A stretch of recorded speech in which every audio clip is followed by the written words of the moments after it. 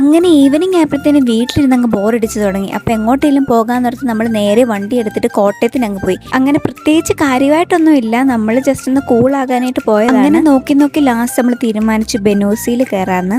അവിടെ കയറിയിട്ട് ജസ്റ്റ് കൂളാകാനായിട്ട് കുറച്ച് കാര്യങ്ങളൊക്കെ ഓർഡർ ചെയ്തിട്ട് വെയിറ്റിങ്ങിൽ ഇരിക്കുവാണ്. അങ്ങനെ കാത്തിരുന്ന് അവസാനം നമ്മുടെ സാധനം ഇവിടെ എത്തിയിട്ടുണ്ട്. ഞാൻ ഓർഡർ ചെയ്ത ബൂസ്റ്റിൻ്റെ ഒരു ഷേക്കും അവൾ ഓർഡർ ചെയ്ത വാനിലയുടെ ഒരു ഷേക്കുമാണ്. അത്യാവശ്യം നല്ല ക്വാണ്ടിറ്റി നല്ല ഫില്ലിങ്ങും ഉണ്ടായിരുന്ന 2 ഷേക്കുമായിരുന്നു നമ്മൾ ഓർഡർ ചെയ്തിട്ടുണ്ടായിരുന്നത്. നല്ല ടേസ്റ്റുമായിരുന്നു.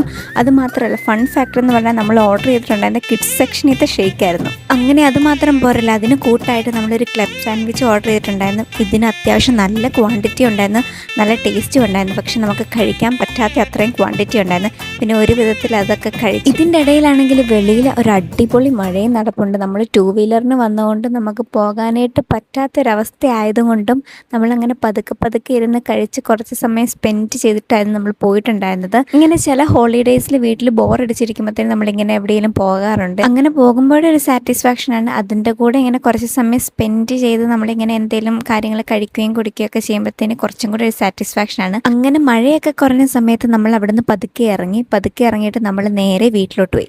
അപ്പോൾ അത്രയേ ഉള്ളൂ. അപ്പോൾ ശരി, ബൈ.